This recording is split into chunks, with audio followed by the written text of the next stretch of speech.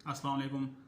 आज मैं बात करूँगा ऑर्डर वन सीपीसी के मुतालिक। इसके 2-3 रूल्स हम आज देखेंगे।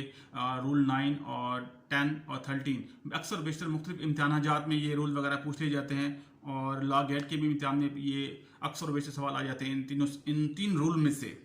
आइए चलते हैं, पहले इसको पढ़ते हैं। ये है क्या चीज़?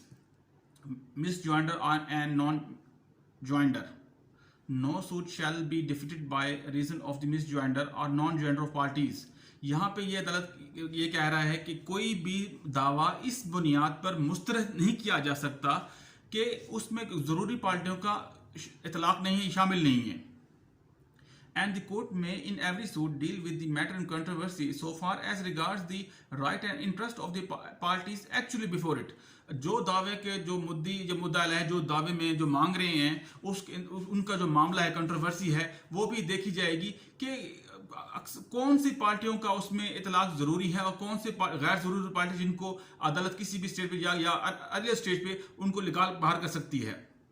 तो ये जी रूल 9 कहता है, जो suit in name of wrong plaintiff, अगर मुद्दे ने रॉन्ग प्लेंटिफ ने उसके प्लेंटिफ शामिल कर लेती एक से ज़्यादा, और या उसमें जो डिफेंडेंट हैं वो एक से ज़्यादा दायर कर दी हैं, तो अदालत चाहे तो वो उसमें स्ट्राइक ऑफ करके उनको निकाल बाहर कर सकती है। तो अदालत ये भी कह सकती है कि पार्टी को कि वो दुरुस्त मुद्दी और मुद्दल का इंदराज कराएं। आपने अक्सर सुना होगा कि 1-9 की एप्लीकेशन दी थी, 1-10 की एप्लीकेशन दी थी। कि 1-10 की एप्लीकेशन बेसिकली मुराद किसी भी ज़रूरी पार्टी को शामिल करना या गैर ज़रूरी पार्टी को निकालने के लिए भी मुख्तलिफ पार्टियाँ मुख्तलिफ दवाजात में देती रहती हैं। अब रूल जो इसका जो 13 है वो भी सबसे अहम है। Objection as to non joinder और मिस ज्वाइंडर, इसकी वर्डिंग चेक करें।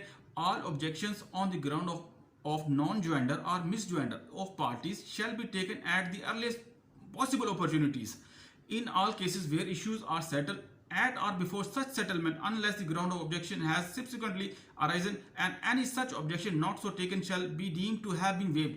यहाँ पे कहने का मुराद ये है कि जो भी इस किस्म की ज़रूरी तरमीम है, मुद्दी को निकालना या मुद्दा को जो ज़रूरी जो अहम है जिसका दावे में होना बेहद ज़रूरी है, उसको एज पॉसिबल जब भी डेट ऑफ हियरिंग हो जितनी जल्दी मुमकिन हो सके उसको इंदराज कराया जा सकता है या उसको निकाल बाहर किया जा सकता है। तो ये सेटलमेंट ऑफ इश्यूज से पहले भी हो सकता है और ये सेटलमेंट इशू होने के बाद या किसी भी स्टेज पे अदालत चाहे तो तरमीम का इख्तियार मुख्तलिफ पार्टियों को दे सकती है। ये अप टू द कोर्ट है।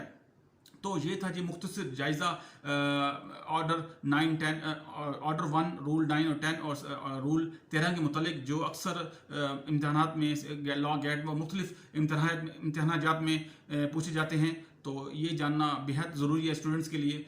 तो ये थी आज की वीडियो, उम्मीद करता हूँ आपको पसंद आएगी। खुदा हाफिज़।